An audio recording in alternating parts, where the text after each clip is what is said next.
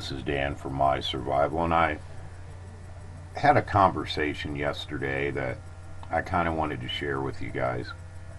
But I'm going to start it off with a question. If you buy a house, would you neglect to get homeowners insurance? Same with a car. Would you buy a brand new car and neglect to get insurance on it?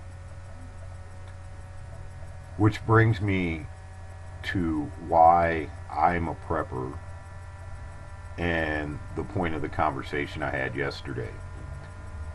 A friend of mine was questioning me about why go to the trouble of prepping. And I look at it just as I look at homeowners insurance and car insurance. I don't get those things and keep them because I know something is going to happen. I get them because something could happen, and it is better to be prepared and to have that insurance in place than not to. And the same goes with storing food, ammunition, guns, water. It's not a matter of knowing something is going to happen. It's a matter of, if something happens, what can I do now to mitigate that situation if it happens, whether it be an earthquake, tropical storm, even to the extreme of a SHTF situation. It is better to set things aside to mitigate those things than to wait until they happen and have nothing. Our grandparents and great-grandparents who lived through the Depression learned these lessons, and they continue to do it. It's where the term saving for a rainy day comes in. It's better to have food put up than not to. Even if there's never a disaster, never a SHTF situation in your life, and you have these things put up, if something very personal SHTF happens to you, such as you lose your job or something of that nature, you have those things to fall back on. It's not a matter of being one of those crazy tin hat people that thinks the zombies are going to attack tomorrow. It's about mitigating possible future events, just like you do when you buy insurance. And for me, it seems to be a no-brainer. I have children. It is better to have things put back that can be used if there's hard times, so my children don't have to suffer. And it teaches them a valuable lesson. It teaches them to be ready and prepared and to not let things catch them completely by surprise. I take my children to the swap meets every Sunday. We look around for things that could be useful at some point. And if we can get them, we buy them. And we put them up. And we buy a lot of books, because this is another area where I harp on it a lot, and a lot of people don't seem to get it.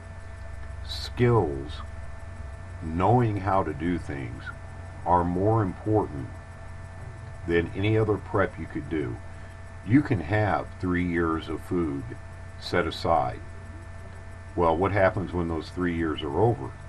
Do you know how to grow your own food? Do you know how to take care of animals? Do you know how to butcher them, process them? These sort of things. Do you know how to fix equipment that you may have? Do you know how to do blacksmithing? Something that I'm doing now, do you know how to use a ham radio? Now, I understand that if there's an EMP or something like that, most of this electronic stuff won't work. But you can learn skills for things that will work. You can learn skills for things that will be helpful in mitigating a situation if it happens. I use the word mitigate because there's no guarantee. There's no 100% answer. You can have all the tools and all the toys, and if you're in the wrong place at the wrong time, they do you no good. I harp on skills so much because I see things. I go to the range a lot, watch a lot of videos. and I see people doing things that just make me gasp. And I think about, why don't these people just learn the skill sets and then practice them and become proficient from that point? And as the motto of my channel is, and then pass them on to others. Because if there ever was an SHTF situation and someone comes to my group and let's say there's 2 people, I'm going to choose the person with the skill sets over the guy with the pretty toys and the AR-15 with too much crap attached to it. But I've learned and seen the foundation that the person who knows how to do things is way more important than the guy that has a lot of things, because the guy who knows how to do a lot of things 9 times out of 10 can build or make anything that he needs, not just to survive but to thrive. Well, I've kind of rambled on about this, but my point is, learn skills. It's great to prepare. I do it myself. It's great to have food storage, but learn how to garden and how to grow on top of that. It's great to have guns and ammunition, but learn how to fix them, how to reload. It's great to have all the tactical clothes, but take a sewing class, know how to repair and maintain them. And as I said, I've rambled on quite long enough for this. This is Dan from My Survival. Please leave your comments and your thoughts on this below. And if you like our videos, please like them, subscribe, comment, and share them. This is Dan from My Survival. You guys have a good day, and we'll keep the lights on.